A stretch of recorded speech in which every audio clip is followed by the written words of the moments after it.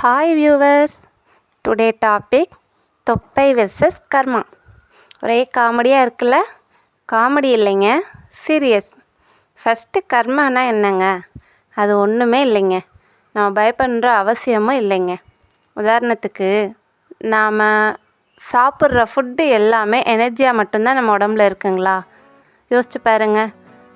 இல்லைங்க, 3ல் ஒரு பகுதி எனர்ஜியாகவும், அப்புறம் வேஸ்டேஜாகவும், கொஞ்சம் மிச்ச மீதியெல்லாம் ஒன்றும் பண்ண முடியாமல் கொழுப்பாகி அங்கங்கே தொப்பையாக நிற்குதில்ல, அதே ப்ராசஸ் தாங்க. நம்ம செய்கிற செயல் ஒவ்வொன்றும் கொழுப்பாக மாறி தொப்பையாக வாழ்க்கையில் ஸ்டோர் ஆகிடுது. என்றைக்கா இருந்தாலும் நம்ம நினச்சா மட்டும்தாங்க நம்ம தொப்பையை குறைக்க முடியும். அதே மாதிரி தாங்க, நம்ம நல்லது செய்ய தாங்க நம்ம கர்மாக்களும் கரையும். அதை விட்டுட்டு நான் என்ன பாவம் பண்ணேனோ, இல்லாட்டி நான் யாருக்கும் எதுவுமே பண்ணலையேன்னு நினச்சி கஷ்டப்படக்கூடாதுங்க. நம்ம வயிற்று தொப்பைக்கு நம்ம தான் காரணம்னு தெரியுதுல்ல, அப்போ நம்ம செஞ்ச செயலோட பலன்தான் நம்ம கஷ்டப்படுறதுக்கு காரணம்னு புரிஞ்சுக்கோங்க. நம்ம சாப்பிட்ட சாப்பாடை வேறு யாராலையும் செரிமானம் பண்ண முடியாதுங்க. அதே மாதிரி நம்ம செஞ்ச செயல்களுக்கான பலனையும் யாராலையும் வாங்கிக்கவும் முடியாது, கொடுக்கவும் முடியாதுங்க.